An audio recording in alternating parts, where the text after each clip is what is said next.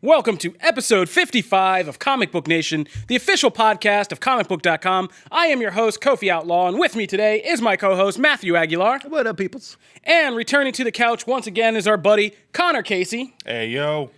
And this week, we have a lot to talk about in this episode. We have quite a few bits of breakdown from the last Disney investor meeting, so we got a lot to talk about the Disney Plus service and the details we've learned, and the future of certain Marvel characters under this new regime, we'll call it, as well as Disney's plans for some popular film franchises to either continue or to make a triumphant return. So we're going to get into all of that. We will also be doing an extensive preview. We brought back Connor here so that he and Matt can reunite in their infamous tag team to break down WWE's 2019 SummerSlam in a preview that we will have for you guys at the end of the show. And this week, we will be reviewing the new kind of, I don't want to call it a full horror film, but like the kids' YA horror film, and we'll get into all that. Scary stories to tell in the dark. So we have quite a bit to do. But first up, stay tuned, because when we get back in our news flash segment, we are going to be breaking down so many things that we learned this week about Disney Plus, Disney's new plans for movies, for Marvel, and a whole bunch else. So be sure to stay tuned. All right, so I promised the people before the break that we were going to be talking about Disney Plus, but before that, we got to take a little. We're going to take a little side tangent. We get ragged on sometimes here at Comicbook.com for what we cover. Specifically in the realm of foods. We cover a lot of foods, right? Man, are you gonna talk about how Wendy's spicy chicken nuggets are coming back to? No, Wendy's they're not Monday? paying me. Stop. No, doing a you promo. shill. Stop doing a promo. I'm not getting any spicy nuggets out of this. So yeah, we talk about food, and if you ever wondered why on Comicbook.com we talk about food, it's a really simple philosophy, and I go through it with people all the time when they throw me shade in person. You talk about geek things with your friends. Did you talk about comics? Yes. Did you talk about TV shows? Yes. Did you talk about movies? Yes. Did you talk about wrestling? Yes. Did you talk about it when stuff changed at your local fast food restaurant if there was something you were interested in eating? Of course you did. Yeah. Yeah, you talked about the McRib. You talked about the Doritos taco. You talked about everything. So we, being a big geek site, also talk about all this stuff. So when things happen in crazy fast food land, we're kind of interested. And one of the things I've been most intrigued by recently, my intellectual curiosities have turned towards Burger King trying to sell people tacos. I didn't know about this, by the way. Yeah, the dollar beef taco. I kept seeing commercials for this, and I was just like, this just doesn't feel right? Like, you separate your fast food worlds, and, like, they're supposed to be separate on certain things, right? Like, a Burger King is a flame-broiled grill burger type place, right? So them kind of dipping into the Taco Bell game was kind of concerning me. And so, in the honor of Comic Book Nation and Comicbook.com, I went out and did some inexpensive research on this weekend. And I can report back proudly that the Burger King dollar beef taco is even worse than you think it is. Oh my God, it looks awful. Is it just so? It's just beef in a No. So this thing, what you get with a Burger King beef taco is a mangled attempt at like frying a tortilla. So you get this mangled like pocket. an awful empanada, basically. Yeah, like a mangled pocket that is just about 95% just burnt pocket. Okay? So then this burnt pocket goes all the way down and you get to this little satchel at the bottom. And stuffed into this little satchel is just like dinky amounts of shredded cheese, lettuce for some inexplicable gross reason, because this is all heated. Yeah, so lettuce. And like a squirt of beans, and then something that is loosely supposed to resemble meat, and like I'm talking like in the standards of Taco Bell meat. This is something that resembles meat, and a barest little squirting wine on top of the beans. And so imagine like a fried kind of like Chinese dumpling, the ones that are like wrapped and they have little pockets of things at the bottom. Except that's just filled with crap. It's so gross. I'm so glad I didn't try. No, I got through about halfway through biting just the main like little pocket part until I was just like, no, there's just no way I should be doing this to my body. So now here's I abandoned it. So yeah, Burger King, get out of the taco game and get back to what you're supposed to be doing. Now I agree with you on most of the you should keep things separate. However, my favorite discounting, put Taco Bell over here as a separate thing. I'm talking place that doesn't do tacos, does a taco. Nothing will compare to Jack in the Box's taco. Jack in the Box's tacos are fantastic. And you get 2 for 99 cents. Now send I'll me let the some internet swag. straighten you out about that. My thing is just a PSA. We will be trying some foods here on Comic Book Nation and telling you about them. And the Burger King beef taco is avoid at all costs if you care about. But the craziest thing is your that people gastric were sanity. excited when the news about that got out. And I'm just like, well, I mean, Burger King, arguably makes some good food, so they were just hoping like it would carry over to tacos. And those chicken fries or whatever they did this is the kind of thing went that over they- well, right? yeah, no. this is the thing that they've brought back. Like, it's not a new thing to their menu. It's a thing that they used to have for a bit. It disappeared, seemingly rightfully so. And for whatever reason, This they're beef like, "No, taco? let's bring it back." Yeah. I don't remember this. I didn't remember that apparently they had either. it. Apparently, it was a thing in the 80s. Now I'm going to double check and make sure. Ooh, woof. But anyway, so let's retire the beef taco. That's how I just wanted to start off this show. Now to what you probably expected us to talk about. Disney held an investors meeting this week, and we got to learn a lot of details about what's coming down the pike. Let's start with Disney Plus, okay? So the Disney Plus streaming service is coming up this fall, and we've heard a lot about the pricing and how it's going to be a Netflix killer. But they kind of dropped some new news that we're going to get this, and there's a bundle that's going to be offered for $13.99 a month, if I'm not mistaken. Mm-hmm. And it's going to be the Disney Plus service, and you get ESPN Plus.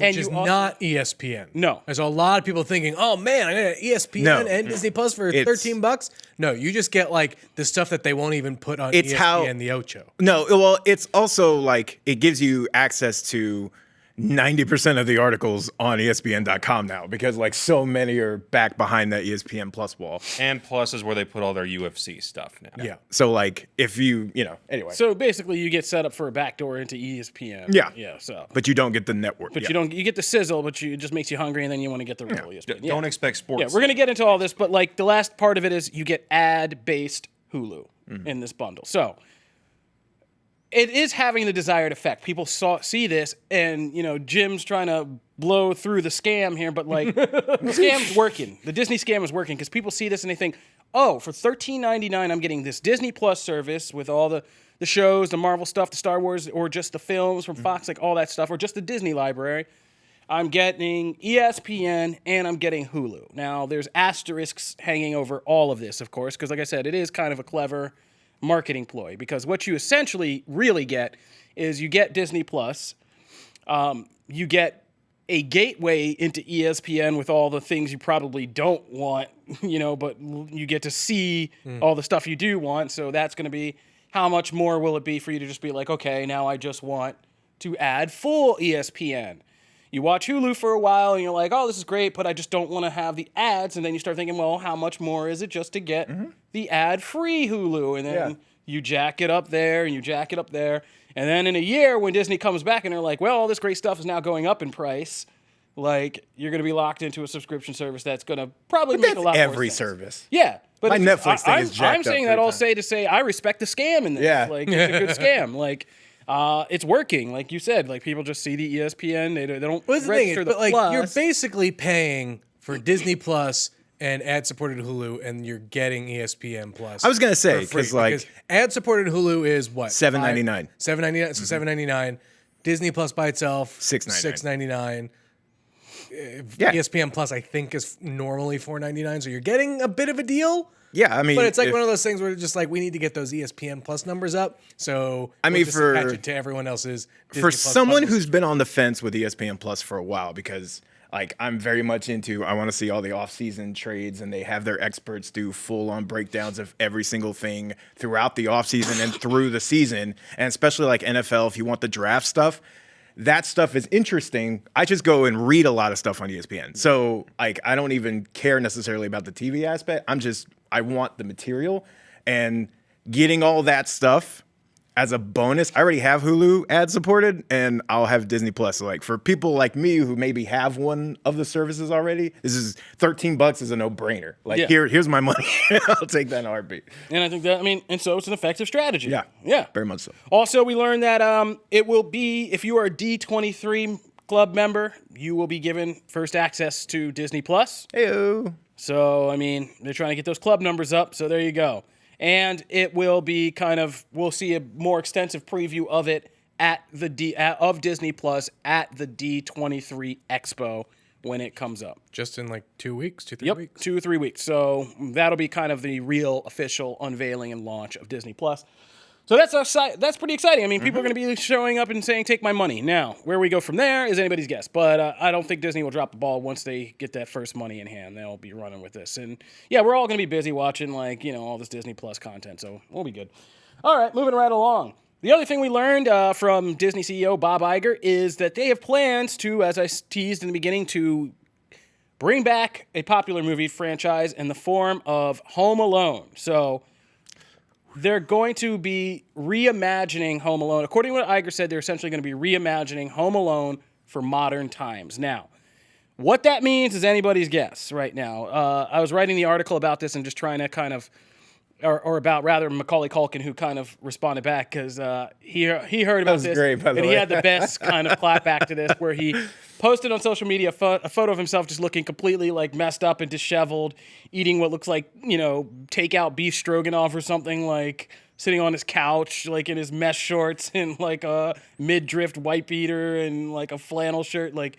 And he was like, "This is what updated Home Alone will look like today," or something like that, which is funny. And he's kind of riffing on something that's been going on since last fall when Google Home launched that ad campaign of him as an adult Kevin McAllister from Home Alone and waking up home alone, but this time having Google's Home Assistant and then, having a great time because, nothing happens to him and he can deal with the robbers, deal with whatever he else needs to deal with through Google Home. So there is something to this, but I'd be interested to see because, obviously, Home Alone is a classic, and so any talk of messing with it brings up weird visions of Home Alone 3, which for some people in this office, I think is it you? What? Who loves Home Alone 3? Okay, good. Somebody in this Because I can't stand that kid actor that was doing it at the time. No, but somebody in this Nothing office personal. does I just love don't like that Home kid. Alone 3, and we're going to have to track that person down. We really are. But, that's what it conjures, right? Like, any memories of something like that happening. And So- it's just it's also like, so one of the ones I wrote was like the reactions, right? That people aren't necessarily thrilled with it coming back. And like one of the biggest things is actually that the premise itself is really hard to make work now because of technology and like That's everyone what I has wrote an about, too. app. It's like, how do you leave your house and not know somebody's moving around? Everybody has alarms, ring, like all that. Why don't you? How do you? He texts his. I love. There was one that was like he just pulls up WhatsApp and goes, "Hey, you left me behind." Texts on the way there, and then solved. Like there's going to be some. And that's my kind of fear is the first one. When you rewatch the first one as an adult, and you're like, well, how did they leave this kid at home? There is an actually pretty good explanation in the first one for how they end up in this predicament. With a neighbor kid coming to the van and his sister counting. Yeah. That stuff that could really happen. Like you're just not paying attention. You think one kid, if you've ever seen a school trip go wrong, and I won't talk about it in detail, but I have. Oh, wow. But you just know you can get lost. People can get lost. It's not that hard. So that was believable, right? And the second one, it's not a good optics for the parents in that, but you're supposed to notice when your most annoying kid is not annoying you for even a couple minutes. It's pretty noticeable as a parent. How is that not like reimagined with someone immediately just calling like CPS? Well, that was like everyone was just like having a field day with like this movie is 5 minutes long. This movie. That's Disney's challenge to kind of explain away. But I'm just worried it would be something stupid like, oh, he's sleeping in the attic and he didn't plug in his phone and it went out and then they didn't notice and then they're in like a dead zone and he tries to call and I feel like that's what it's gonna be because that's the only way to really get around it. How many cell phone flubs does it take to get you back to the premise of the original? Also, can I just say, it's part like I love those movies, even two. Like I really love two. Oh, I do too. A lot. Yeah. But the robbers are like what really to me make that movie so enjoyable. Right. Joe Pesci. Without what's his them. name? It's like to me that's their biggest challenge is actually just to find two people that can kind of those are big shoes. They've made a very big impression. So Yeah, and I don't know how you do the traps, unless it's like Chucky in the new Child's Play. How do you do the traps? You're making smart traps and stuff. How do you do it without turning it into Saw? That's like the joke about that series now is, hey, this kid kind of just started torturing these two guys so they got in his house. Yeah. Alexa, fire all weapons. I don't know how you do this. Yeah, it's gonna be hard. It's gonna be that's gonna be one to try to. Good luck, Disney. But we're also going to get a continuation of the Planet of the Apes series, which also fills me with trepidation because, I mean, when Rise of the Planet of the Apes came out, everybody was like, oh, holy crap. Like, what is this going to be? Like, this is going to crash and burn if you're trying to do an origin story of when the world was normal and the apes just, like, became crazy and took over. Like, that's just too crazy. Right. Then along comes Andy Serkis and, of all unlikely people, James Franco. And, like, yeah, we get this John Lithgow. We get this touching story about how, this almost father-son story with Caesar. And Andy Serkis creates this awesome character. And then, what's his name? Batman guy comes in. Matt Reeves comes in and then, like, blows all our socks off with Dawn of the Planet of the Apes, which was just one of my favorite movies of the year. And then he kind of ties it all in together with War of the Planet of the Apes. And we got, like, a really great trilogy out of this whole thing that nobody saw coming. And, basically reinvigorated the Planet of the Apes and made everything kind of make sense for that. So I say all that to say, I'm just worried again that there's only potential to screw this up. Because now the studio wants more of them. Yeah. Because they made money and they were well received. Even though the way the third one ends, you kind of go, well, we can't do anything more with that character. Yeah. Right. So I will again be very interested to see. I know why they want to do it, of course. And of course, again, conjuring up bad memories. Like the last time we tried to revisit a different take on the origin of the actual Planet of the Apes movie. Tim Burton. Was Tim Burton's Mark Wahlberg, and we all know how that went. Abraham Lincoln. Yeah. So, yeah, I mean, the transition between where we left Caesar and now, like, what happens in a new Planet of the Apes movie is, I mean, you're basically starting a new trilogy that's more along the lines of remaking the originals, and even those kind of go downhill after the first one. yeah.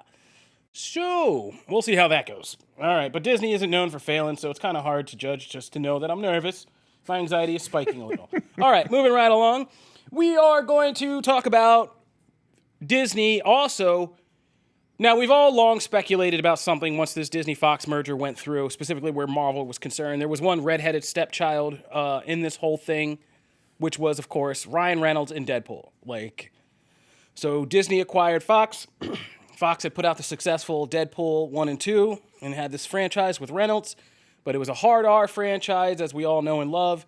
And now that Disney Fox have merged and all these Marvel characters are coming to the MCU, the big question was, how the hell do we get Deadpool into the MCU while still keeping Deadpool? And a lot of speculation has been done about this. We've been writing about this ever since this deal went through.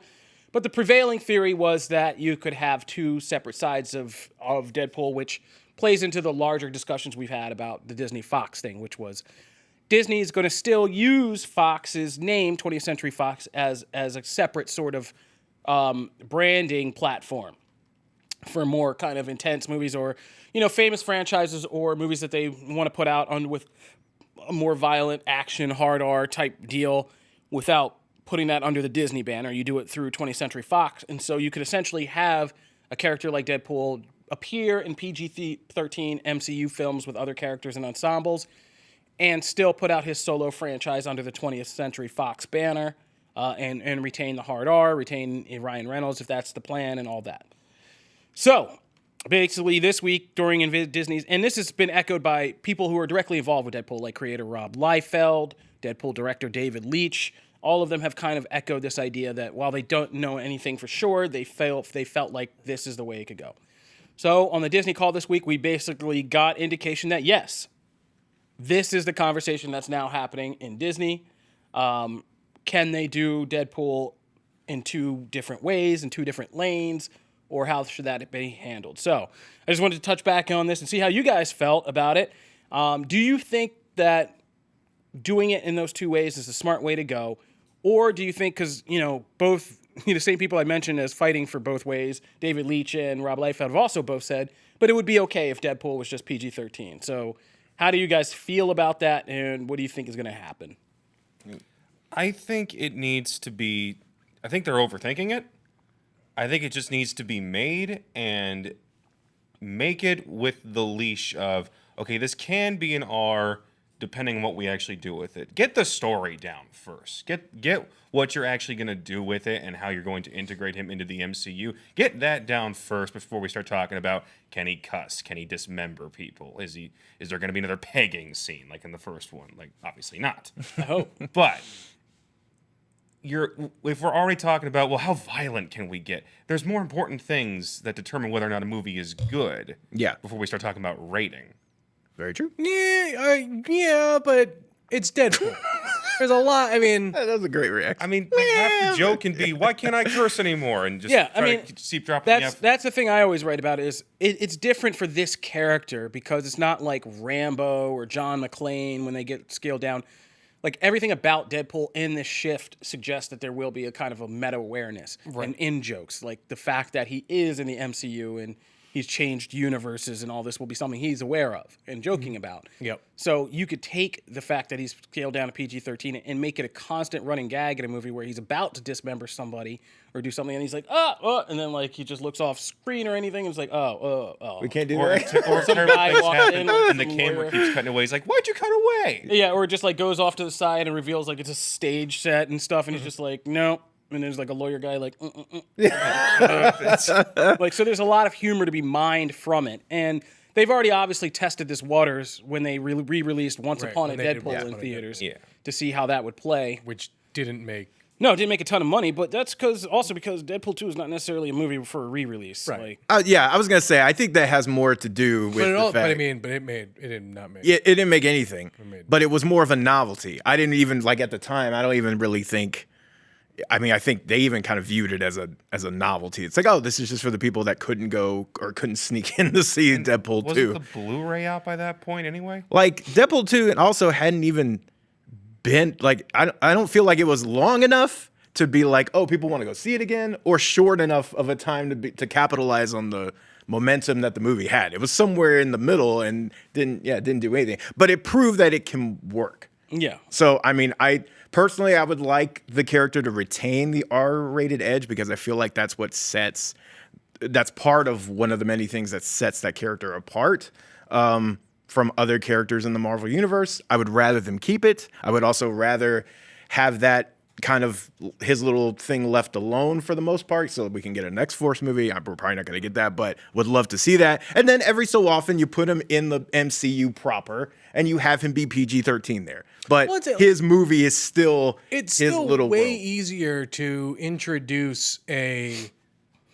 Deadpool movie earlier than even thinking about approaching an X-Men movie. Yeah. Because you still have to introduce mutants to the MCU and how all that works. And Deadpool can just still be in this bubble where all of that just kind of exists and he just does it, right? So I was saying, I think we would get a Deadpool movie faster, but at this point, who knows? I mean, it's going to have something they have to tackle anyway because it seems like one of the things that's going to change specifically in Phase 5 is we're going to start to see this expansion of the MCU brand into more adult fare. I mean, we already have Blade on deck, which is, I think, isn't that already confirmed? R? Yeah, to be like Blade R. is confirmed. No, it's PG-13.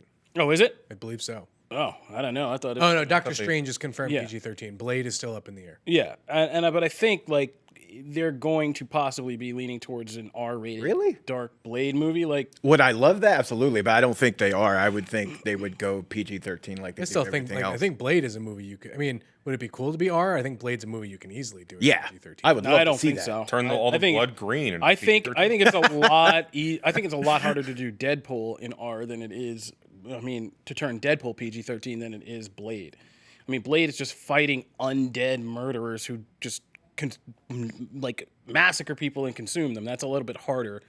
And all the scary creatures and designs, like that's a little bit harder than just Deadpool decapitating somebody. I don't for remember. fun. What were the Wesley Snipes Blade? All R. All R? hard R. Yeah. Okay. Like very hard R. I don't even remember. There was Yeah, also- you don't there was remember also Deacon a Frost getting cut in half and then No, but I pulling didn't himself remember together with I didn't his own remember the blood? rating. I couldn't remember. Oh yeah, the rating, like yeah, whether all it was those R are or hard R, PG-13. and that's what makes them great. Like that Del Toro's first scene in the 82. first movie reminds you what the rating is. except for the third one. Yeah, except for the third one. So I think they should That's just the go one with ahead and Jessica Biel. tackle it. I think they should just branch out and start doing R-rated Marvel fare. And Reynolds. Do it under Fox if you want to. Just put it all out under Fox. create a brand eventually like Marvel Knights or something like that, and just like, let's get to it. All I want is just someone at Marvel Studios take notes whenever you introduce Colossus. I want, like, that Deadpool Colossus is my favorite Colossus. It works so well. I just love it. Well, we're going to skip one story because I don't feel like talking about it. And we're just going to end by saying, there you go. Shout out to Mr. Danny Trejo gets a big shout out today. Machete. Yeah, machete. Because Danny Trejo saved a special needs child from a car crash and comforted the boy until his grandmother was cleared from the car crash and deemed okay. So Danny Trejo, machete in real life, out here just saving people.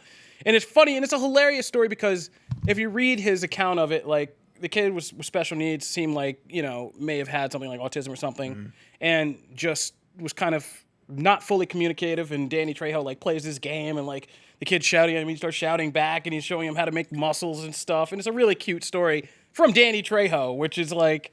That's awesome. Yeah. I just love to hear things like that. He's like a big, potentially scary-looking dude, and it's just like, Danny Trejo, most sensitive guy. He's like, a teddy bear. Yeah. Ever since Sherry Baby, I've seen another side of Danny Trejo, if you get that reference. But yeah, it is great. I love Danny Trejo stories because he was like one actor who, like, back when I used to read that magazine that we're now competitors with, that I mean, his story of coming out of prison and becoming an actor and all that stuff is pretty great. So shout out to that guy for being a real life superhero. Very much. All right, so stay tuned because when we get back, we are going to deep dive into the new film, Scary Stories to Tell in the Dark, and Connor and Matt are going to give us the latest breakdown on the big thing in wrestling. So make sure you stay tuned for that. All right, so Scary Stories to Tell in the Dark. If you don't know anything about this book, you probably weren't an 80s, 90s kid like myself, but this was like the book that made it. Scary Stories to Tell in the Dark, Scary Stories 2, Scary Stories 3. These were like prime time, offerings at every school book fair when you were in elementary school. Those beautiful black books with the crazy artwork. Oh, man. And yeah, it was an anthology of stories, of popular kind of horror stories that featured a lot of creatures that were created for the book. And yeah, it became a part of a lot of our childhoods and some of our first experiences with horror. And now it is a film. The book was written by Alvin Schwartz. And the movie is being done by Guillermo del Toro and Andre Orvidal, I think. Orvidal. I think. Orvidal. I don't want to butcher this guy's name, but the maker of Troll Hunter, like, it's awesome. Yeah, great. Love that movie. Great movie, Troll Hunter. And you can see why this is a marriage made in heaven as a concept. If you've seen Troll Hunter and the kind of creatures that are imagined and designed for that, combined with obviously Guillermo del Toro and his kind of imagination for creature design and horror, kind of unites into really bringing this book and especially the illustrations of it to life on screen. But that's also kind of the challenge of the movie, right? Because Scary Stories to Tell in the Dark has these kind of horror creature feature maestros, is taking on, stories that still scare a lot of us as kids, but has to appeal to both horror fans and the younger crowd that it's actually aimed at. And how do you do this? And can this movie strike a balance? Well, we're happy to report that, yes, Scary Stories to Tell in the Dark actually does nail the balance between being scary enough to kind of justify the horror genre label, but still kind of having enough whimsical and fun stuff and kind of letting off that steam enough to be appropriate enough for kids to get a thrill without getting traumatized. Yeah. Which is something that Hollywood's been trying to bring back to the forefront lately and having a lot of struggles with because it's hard to do. Yeah, well, it's hard to do because kids these days aren't like kids, and it's going to sound like old man outlaw now, but like, yeah, kids these days come from a different generation, like, and we've talked about this, and it's not to be like ageist or anything crazy like that, but like I said, when we grew up, like Scary Stories to Tell in the Dark, as a book for when you were 6 or 7 years old. Yeah. And just learning to read, experiencing horror as some of your first reading experience. Are You Afraid of the Dark? The Nickelodeon series and things like that were part of our childhood. Like horror was, and being scared was part of our childhood. Yeah. That kind of phased out as we kind of enter the 21st century. generations of kids like that can't have their anxiety riled up by like. But I mean, scary stories. even too, you just go back to even Goosebumps. Where Yeah, and Goosebumps Goosebumps weren't in even books, yeah. that scary, but there was still that like undercurrent of living life on the edge in Yeah. a way. And I didn't even read wanting the to be chopped Goosebumps up books. into I a bunch of watched tiny the pieces. show. Yeah, I mean that even came like later in the '90s, but like Goosebumps, like really blew up. But the idea was that we were not kept away from horror. Nope. Like horror was a part of our childhood. Like you had fantasy, you had watched The sci-fi, Shining and all when I that was stuff, superheroes. But you also dipped into the scary things, vampires. We grew up with like Bunnicula being like a book. Loved Bunnicula. Exactly. I mean, it's about even when I was in third grade, I just remember hiding in a cubbyhole reading about a vampiric rabbit terrorizing this household of pets. And it's like, sucking all the celery dry. And like, and even that stuff was like a big teenager. Dude, I was deep in Bunnicula. Don't even start with There's like 5 of those books. Yeah, I read them all. I was deep. And so but that phased out. Like it really has in the 21st century. Like kids don't, we got to this, I don't know, this idea of raising children where they're not supposed to be upset about anything or scared of anything or anything like that. So it's been a hard road back. And Goosebumps was like one of the early, the Goosebumps movie with Jack Black was one of the early sacrificial lambs to try to get us back here. But Scary Stories to Tell in the Dark, I say all that to say, kind of fulfills that promise a lot better. And I hope this movie does kind of catch on with people because the stories are great and the creatures are great. And they do a good job of really kind of taking these stories from the book and translating them to the screen.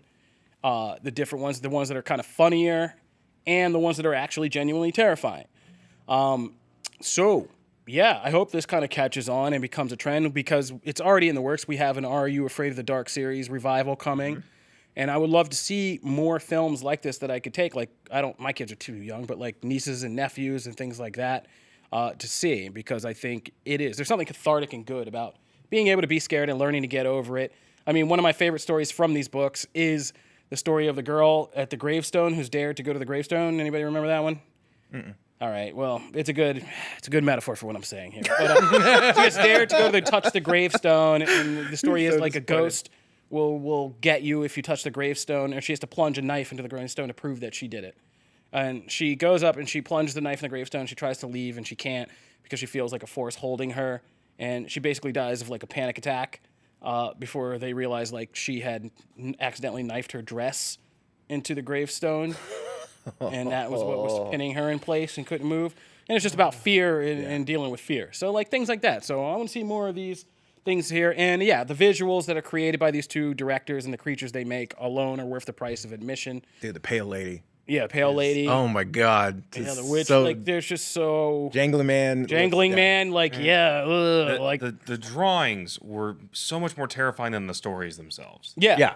I mean, the artwork, those books, if they had just been blank-faced books, the book with, like, those things with a man with the rotted hair and the red nose and, like, all that stuff. Like, so good job and way to bring this back. So if you have little ones or you're just a horror fan who doesn't mind taking, like, a ride on the, the younger end of things, go ahead and check out Scary Stories to Tell in the Dark. Yepers. And you can read our full review done by our own horror maestro, Patrick Kavanaugh, a.k.a. Wolfman, on Comicbook.com horror right now, so be sure to check that out. Now, from the scariness of horror to the potential scariness of old greased men slapping each other. I was wondering how you were going to get that. Always with the grease. Always with grease. Well, they're key components. The grease is a key component in all this. The grease and the slapping makes this industry work. Grease and the slapping. Yeah.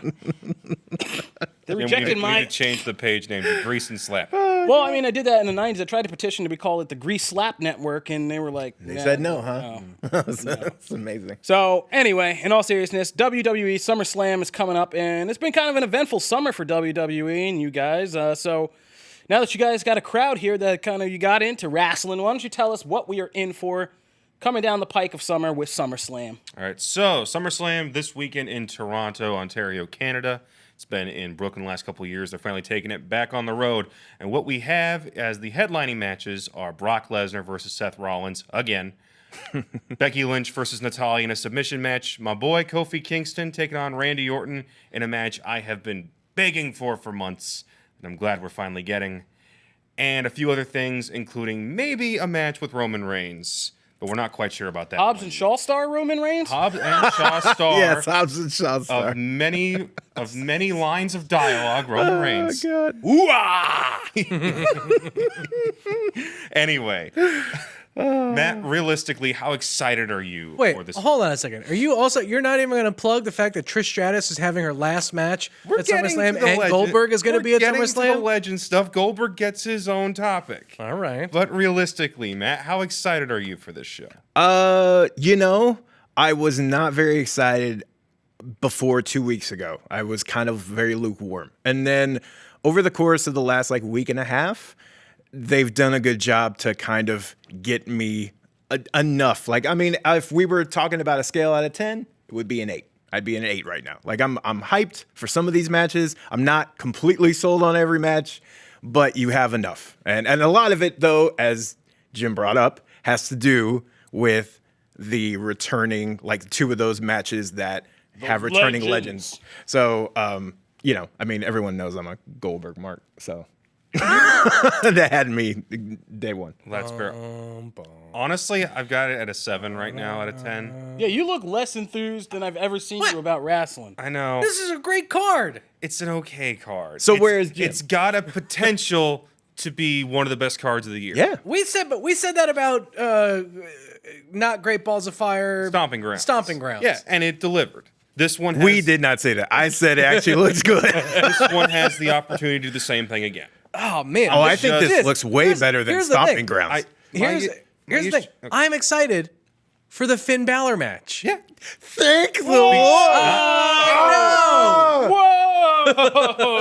He took my pick out of Somebody my mouth. take the temperature of hell. Somebody go check. That's what I'm saying. It is that is how excited I am, the fact that you put that the Fiend Bray Wyatt, who have just been dying to see back in the ring, against Finn in a match that we've seen a few times before, but this time it feels different.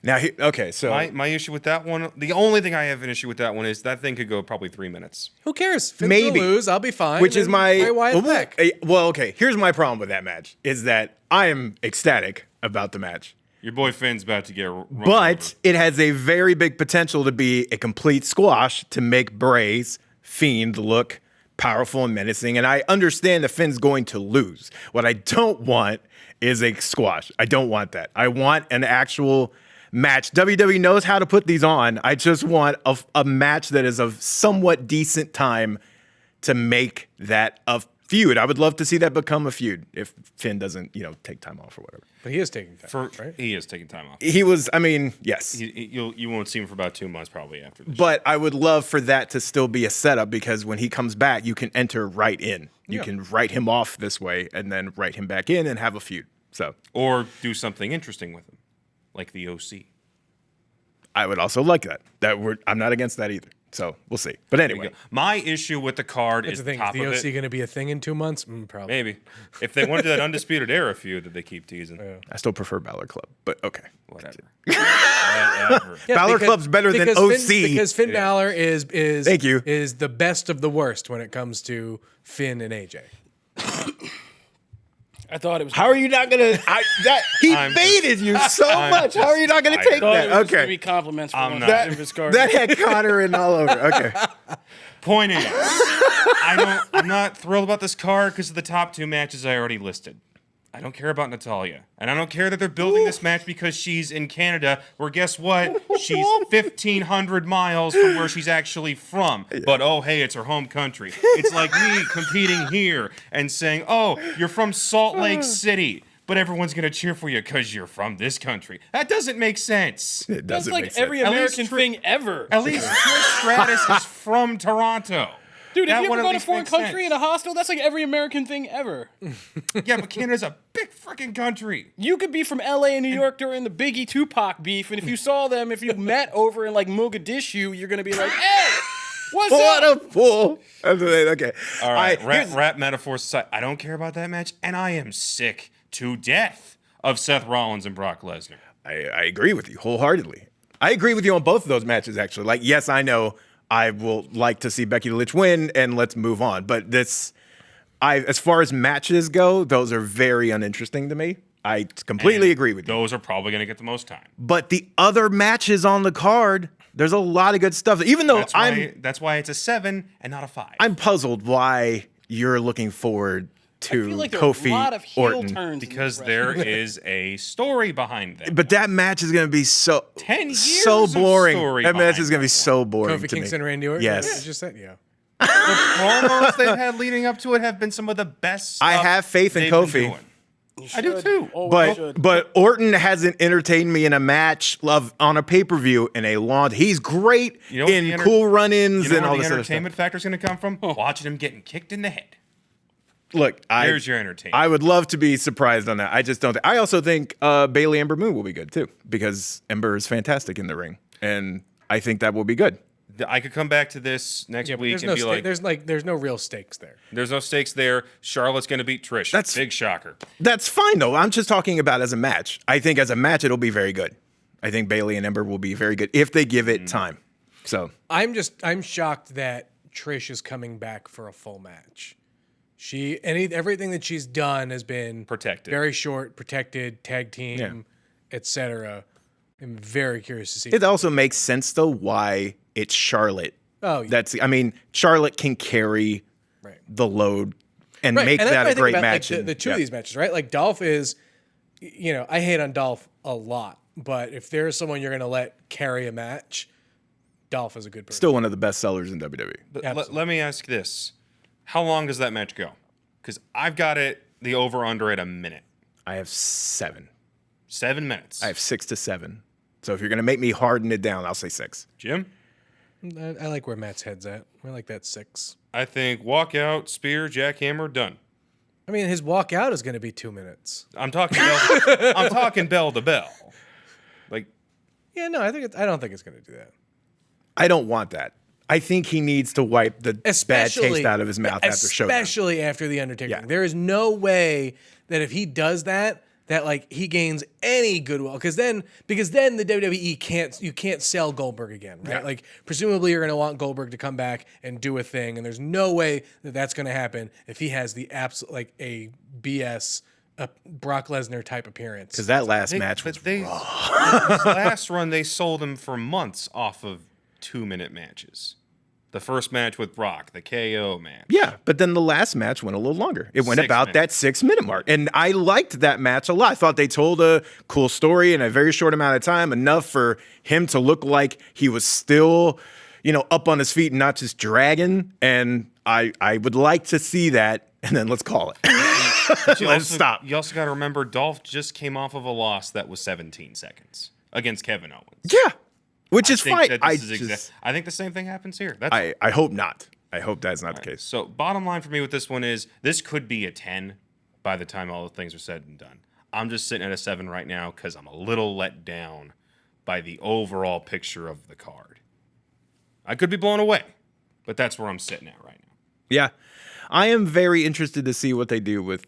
Here's the thing. I'm not looking forward to the Brock Rollins match at all, but I am interested in what the result is. I am actually curious as to where WWE is going to go with that because I feel like we've come to like 3 different stops in the road where I go, oh, they're moving on now, and then they keep coming back. Okay, I'm kind of ready for that to be over. Of course, that's not the only thing that's happening this weekend. Not far from it. Oh, yeah, we've got NXT TakeOver, we've got the G1 Finals, we've got Summer Supercard from Ring of Honor. Matt, what's the match of the weekend for you? Everything. It's probably going to be a SummerSlam match. I know how your brain works. The one I'm looking, man, okay, because I say this with an asterisk because we talked about it earlier, but the one I'm looking forward to the most and the one I think could be great is Finn Bray. I think that one could be great. Okay. If it goes the way I want it to go. If it's going to be a squash, then I will come back and just be sad. But yes, that's the one I'm most excited about. Though I think Cole and Gargano is an easy choice because that'll be fantastic. I think that'll be great. They always put money matches. I think it'll be great. There's not a ton else on that card. I will say that it's just drawing me to it. I think overall it's kind of a pretty light takeover card, to be honest. Velveteen versus Dunn versus Strong. That looks good too. To shoot that match into my veins. That's going to be a kill. All right, so there you have it. So that's what's going on in wrestling this week. Anything else you guys want to add? My review of the new season of Glow will be up by the time this episode is up. It's a good season. It's got some storytelling problems that really hinder it, especially in the second half. Yeah, Netflix gets rough in that third season stretch. But if you like the show... That's why they cancel every show at 2. Yep. If you like the show, you're going to enjoy it, but don't get too invested in every storyline, because they don't deliver. All right. There you have it. That's a little mini review. See, we give you bonuses on this show. We got a little mini review of Glow Season 3 in there for you. So don't say we don't do anything for you. That'll do it for this episode of Comic Book Nation. If you are new to the show and are just getting on board, we launch new episodes every Wednesday and Friday on our site, Comicbook.com, where you can subscribe to the RSS feed and get regular updates on the show, or you can subscribe on your favorite listening platform. We are on iTunes, Spotify, Stitcher Radio, iHeartRadio, Google Podcasts, Google Playlist, or you can tell any Amazon Alexa device, play Comic Book Nation podcast, and it will fire right up for you. If you want to continue the discussion with us about anything we've talked about, you can hit us up on social media at the hashtag Comic Book Nation, or you can find me at Kofi Outlaw. You can find me at Matt Aguilar CB. At Connor Casey_CB.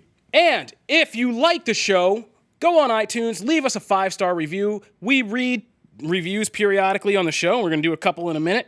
And if we read yours and you hear it and you contact us, we will send you a piece of Comic Book Nation swag in the form of a shirt right now. Give us a little bit of time, about 2 weeks or so, because like we said in the last episode, we send these out in bundles. So we read reviews, we gather a bunch, and then we send them out in big bundles. So just give us a couple weeks if you hear your review read before we get a shirt out to you. But all right, as I just teased, we like to keep producer Jim Viscardi working and our shipping department working. So we have a lot of great fans who are leaving reviews, so we got to actually pick up. So I think I found where we left off last time. You went through a ton last time. I was like 12. Yeah, it's crazy. So we're going to start with great job, vast improvements. Here's to another 50 EPs. And this is by Han Shoots First. And this one's pretty deep. Informative and infinitely more positive and less self-promotion than most comic book pods. In spite of my initial reservations, I toughed it out through its growing pains to 50 EPs based on the brand alone. But the podcast has grown to become a favorite of mine. I enjoy host Kofi's determination to keep the team on task. Matt is an excellent complement to this style. In fact, I enjoy the rotation of experts and regulars as travel necessity demands. I feel this adds a freshness to the show. I even dig the appearance of Brandon Davis and his unique energy. That's how we describe him, too. I also enjoy the effort to provide bonus content and special episodes. By the way, the Amy Pascal, Kevin Feige interview was great. Thanks for the 50th episode shout-out and faux air horn reduction. Best of luck on the next 50 episodes. Thanks for your energy and dedication to fandom. P.S. I kind of like the Blues Clues SFX. Yes! And by the way, I did the air horn once. It was the first episode. For every step forward we make, we take 2 steps backwards. Some people just still go to sleep hearing that air horn in their nightmares. One time. Great way to keep up by Jackal0514. I love this podcast. It helps me so much keeping up with my geeking. I love all the hosts and really enjoy that they're not an angry nerd crowd. You have not been listening long enough, my friend. Keep up the good work. Marvelous by Platypusman35. That's a great name. This podcast makes me happy. It is the best source for info on all things nerds need to live. Website, podcasts, now need an app. BD, Kofi, Charlie are the best. I listen to all of the podcasts. Keep it up. Charlie. Okay, Charlie Ridgely. Nice little Charlie shout out. Look at that. 5-star by W by Baby Doc J. N. The end. I'm sorry, but hey, Baby Doc J, you need more than 2. Wait, you made what? more than a Was letter it for literally a headline. the end? Yeah, and an N for a review. We need a little more than that, buddy. Okay. So that's not a shirt one. Okay. Just Enough by Comb. Oh, wait. No, I think we did Comb Diddy. Oh, my God. I think we just still doing like, we're still doing some of the old ones we had. Well, no, we're back. Man, we had a lot of these. Well, I'll do 2 more. Awesome podcast for a variety of people by Meteor IXI. Greetings and salutations. I've always wanted to get into comics, even more so than since the conclusion of Endgame. Look at I came that. across your recent review Movies on bringing two new X-Men comics, House of X and Power of X, and loved the chemistry I heard on the show. I loved it so much that I went back and downloaded and listened to every single one of the previous podcasts, including the bonus shows. I am now a CBN fan and look forward to future listenings. P.S. Ever look back at old shows and see whose predictions actually came true? Oh, you better believe I do. You better believe Hardly any of mine. Coke silently just keeps mental track of every decision that gets made here. When finally, way better than most of the stuff you listen to by Grayson's D. Ha! All right. A few months ago, I was looking for a... Well, it's Grayson's _D. It could be Dick Grayson's. I don't know. I hope it's the funnier version I'm thinking of. A few months ago, I was looking for a decent podcast that would cover news about comic books and everything related to them. After a few frustrating hours one day, I ended up finding Comic Book Nation. After a couple of episodes, it became the podcast I listen to every week. In this case, twice a week. And that should mean a lot coming from a guy who works at in the podcast industry. Oh, Nice. Since I don't have that many friends into comic-related stuff, not considering people who only watch MCU sitcoms and think they know about this industry, I feel each episode is like conversation among friends. Yeah, those friends that I don't have. And I also don't join the conversation. So maybe that's not the best comparison, but I'm sure you get it. This is amazing. These guys are fun. They know what they talk about, and I actually learn a lot from them. One thing I honestly don't care about is wrestling. Oh, I didn't see this part. Sorry, guys. Can that be moved to its own podcast? Oh, It's a good idea, Jim. It's a good idea, Jim. roller coaster of Because emotion. he doesn't want to listen to it. It's a good idea, Jim. No, I'm just saying, he's coming up with goal here. It's amazing we never came up with that theory for this. song. Weird. All right. That's weird how that And works. one thing I actually do care about is BD's sexy. Whoa, I really should have screened this one. Did you? No, I did not. I actually do care about I had to actually do one of those like press for more, and this is the more that we're getting into now. I actually do care about is BD's sexy voice. Can we get this man in every single episode? If you're into comics or just the MCU sitcoms, I truly recommend this one. You won't regret. Did he write this one? Probably. Or had The Rock write it. I don't know. Like, Oh God, that's awesome. we feature Brandon Davis. I mean, he is like literally the face of this whole thing. So there's no shortage of Brandon Davis sexy voice. Just go look at any one of our Comicbook.com videos, basically on YouTube or in AOL or wherever we have them, and just like, yeah, there'll be some Brandon Davis in your face. Benji your heart's good. I love all the comics love, I gotta say. Yeah.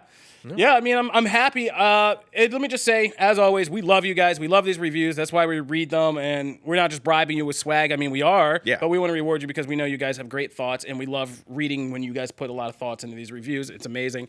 So thank you very much. And it makes us very happy this week to have you guys, especially jumping in because of our increased discussions about like House of X, Powers of X, and Absolute Carnage and comics in general. So that's really gratifying to people who work at a site called Comicbook.com, and if you have trouble believing that. So that'll do it for this episode of Comic Book Nation. Thanks to all our fans, and we'll see you guys next episode. Later. Deuces. Peace.